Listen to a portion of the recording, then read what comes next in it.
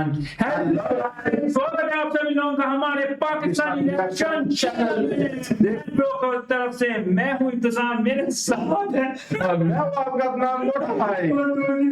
देख दिया को सुनते गाना मेरा भी पढ़ रहा अस्सलाम भाई कैसे भाई हमारे गोलू भाई थोड़े से घबरा गए हैं कि भाई हम सब जा रहे हैं काला भाई की धारावी में। काला भाई की धारावी में भाई, जहाँ पे काला भाई का राज था मूवी के अंदर। बिल्कुल। तो भाई मुंबई का ये स्लम एरिया है धारावी, जिसको अब रीडेवलप प्रोजेक्ट चल रहा है। छोटे छोटे घर थे वो अब हाई राइज बिल्डिंग्स बनेंगे, बनने जा रही हैं बनने जा रही है भाई। और इसके बारे में कहा भी जाता है कि भाई ये छोटे से स्लम एरिया में पता नहीं कितने लोग जो है ना वो सर्वाइव कर रहे हैं, सर्वाइव कर रहे हैं।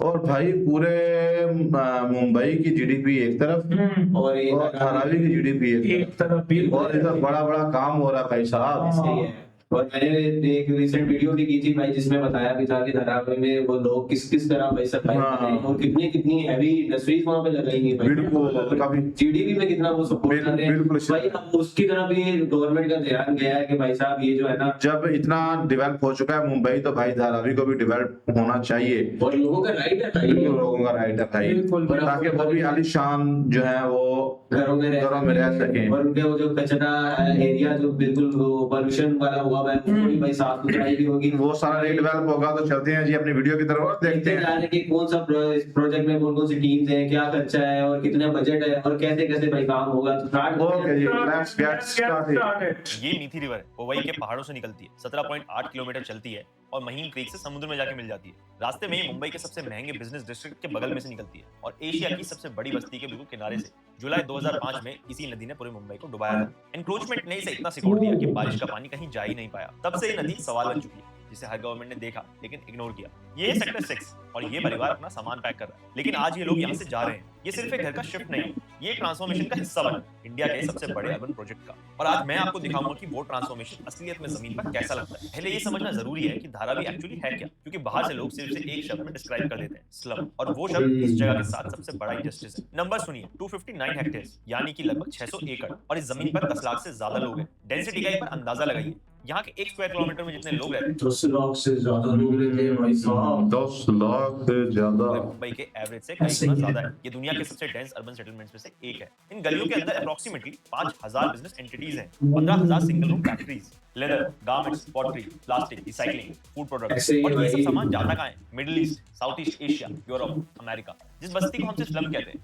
उसके बनाए हुए प्रोडक्ट्स दुनिया के महंगे स्टोर्स में बिकते हैं। एस्टिमेट्स के मुताबिक यहाँ का एनुअल टर्नओवर हजारों करोड़ों में है, बिना किसी मास्टर प्लान के, बिना किसी गवर्नमेंट सपोर्ट के। ये सब लोगों ने खुद खड़ा किया है। कुंभलवाड़ा, यहाँ एक खुमार 100 साल से भी ज्यादा पुरानी परंपरा चला रहे हैं, एक ही जगह जनरेशन से। ये लोग यहाँ सिर्फ बसने के लिए नहीं आए, इन लोगों ने ये शहर बनाया है। लेकिन अब एक दूसरी रियलिटी जो हर दिन की सच्चाई है, ये पूरा इकोनॉमिक इंजन चल रहा है बिना किसी प्लान इंफ्रास्ट्रक्चर के। पानी नल में कब आएगा, कितनी देर आएगा, कोई गारंटी नहीं। ड्रेनेज का सिस्टम नहीं, मॉनसून में गलियां नदियां बन जाती हैं और वो पानी मीठी रिवर में ही गिरता है। बिजली के कनेक्शंस का जाल जो कभी प्लान नहीं किया गया। और सैनिटेशन रिपोर्ट्स के मुताबिक अभी भी सैकड़ों लोग एक ही पब्लिक टॉयलेट पे डिपेंडेंट हैं। कितना हार्ड ट्रिक ना उनके पास, ना पानी आने का वो है, पता ना गैस आने का, पता ना ड्रेनेज सिस्टम है, ना बारिश में गलियां जो है नदियां बन जाती हैं यार।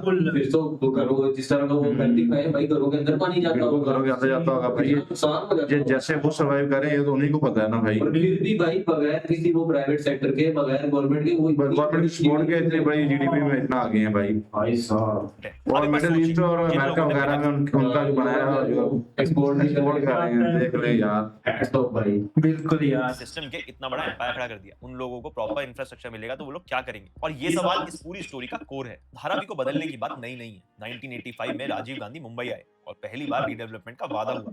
2004 में महाराष्ट्र गवर्नमेंट ने एक फॉर्मल धारावी रीडेवलपमेंट प्रोग्राम बनाया और उसके बाद टेंडर पे टेंडर। 2007, 2011, 2016 ग्लोबल डेवलपर्स आए, प्लान्स बने, प्रेजेंटेशंस हुई और सब फेल। लेकिन क्यों? क्योंकि शायद ये दुनिया का सबसे मुश्किल अर्बन रिन्यूअल प्रॉब्लम है। 10 लाख लोगों को वहीं के वहीं नए घरों में शिफ्ट करना, 15,000 फैक्ट्रीज को जिंदा रखना, दशकों के इनफॉर्मल सेटलमेंट्स को लीगली अनटैंगल करना। हर डेवलपर ने कैलकुलेट किया और पीछे हट गया। लेकिन 2022 में वो चीज बदली, अदानी ग्रुप के थ्रू 5069 करोड़ की विनिंग बेट के साथ और गवर्नमेंट के साथ एक जॉइंट वेंचर बना, नव भारत मेगा डेवलपर्स। ये डिटेल इंपॉर्टेंट है क्योंकि ये सिर्फ कोई रियल एस्टेट डेवलपर नहीं है, जो बिल्डिंग बनाकर बस निकल जाए। It's an urban infrastructure company. Dharavi today is one or probably the largest urban regeneration redevelopment project in a city. So what we are talking about is developing a city in a city.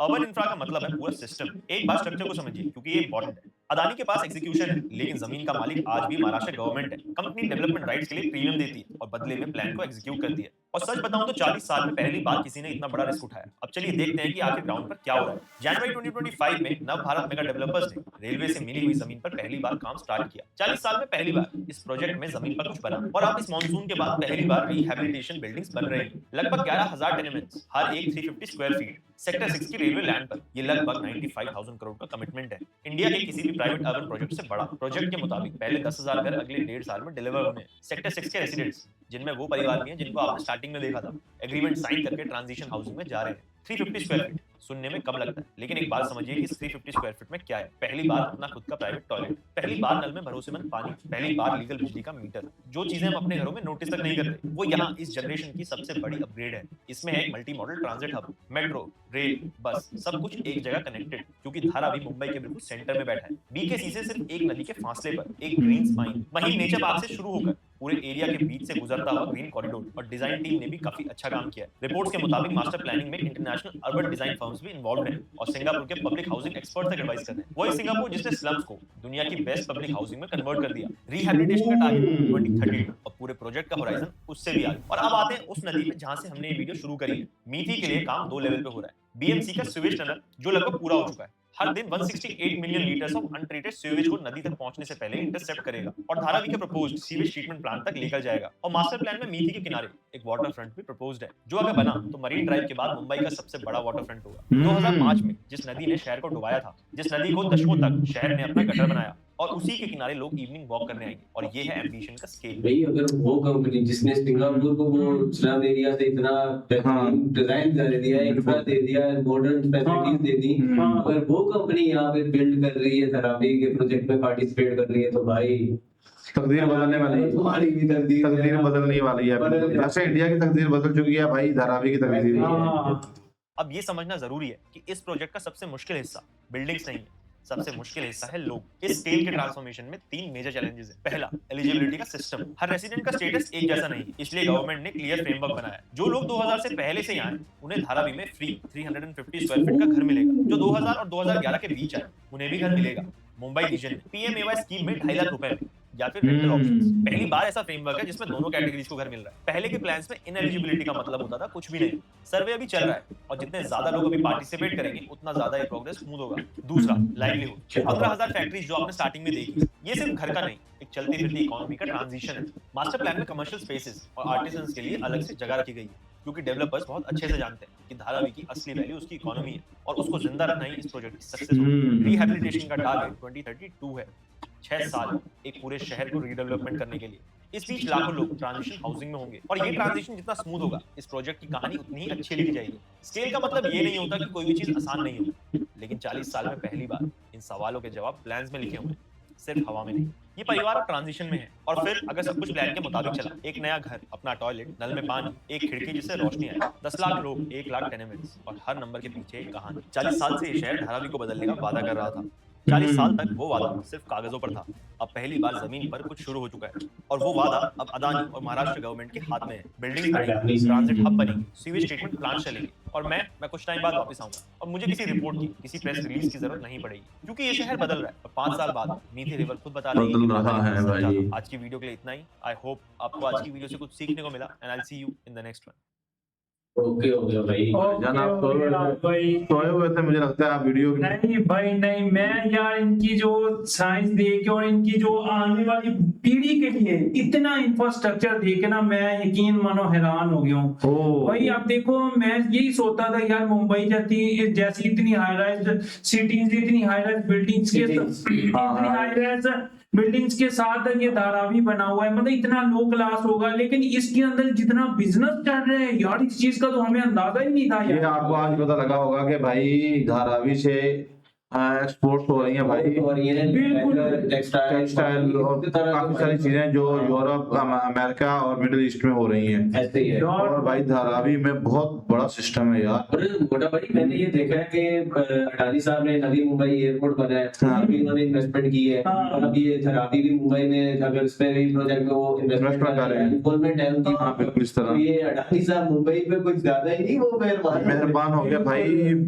मैं इसी India की progress में जो main role है ना भाई, हाँ। वो इंडिया के लोगों का है, ऐसे ही है। क्योंकि उन्होंने जो giants हाँ है ना, मल्टीपल जायंट्स जो है इन्हीं का सारा किरदार है। बिल्कुल। क्योंकि अक्सर जो कंट्रीज में होते हैं ना सरमायादार, हाँ। वो अपना पैसा जैसे ही उन्हें हाथ मारते हैं ना, बल्ला पे छोड़े हाथ लगते हैं, हाँ। तो वो फौरन अपना पैसा जो है स्विस बैंकों में और बाहर की कंट्रीज में इन्वेस्ट कर देते बिल्कुल। हैं। लेकिन ये अडानी ग्रुप, टाटा ग्रुप, जितने भी बड़े बड़े ग्रुप इंडिया हैं, के तमाम जो तमाम giants हैं ना, ग्लोबल जायंट्स हैं भाई, वो सब जो है इंडिया में ही इन्वेस्ट कर रहे हैं, क्योंकि वो उसको अपना घर समझ रहे हैं, अपनी माँ समझ रहे हैं। जैसे हम इंडियन मूवी में देखते हैं ना कि भाई वो अपने देश को जो है ना, माँ समझते हैं, तो सेम सिचुएशन जो है ना ये सचमुच में है भाई।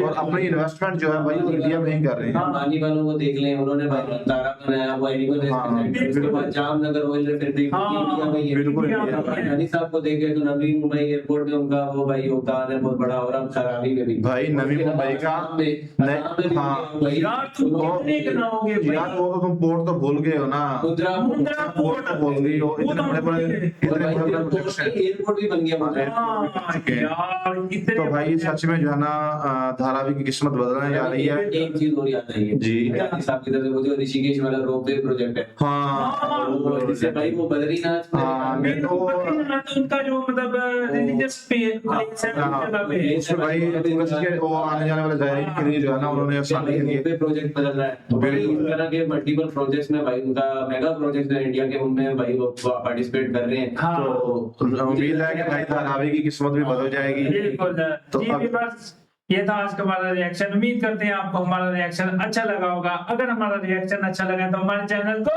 वीडियो को लाइक एंड शेयर करें, अपने अपनी फैमिली का ढेर सारा ख्याल रखिएगा। मिलते हैं नेक्स्ट वीडियो में, तब तक stay tuned and take care. ठीक है।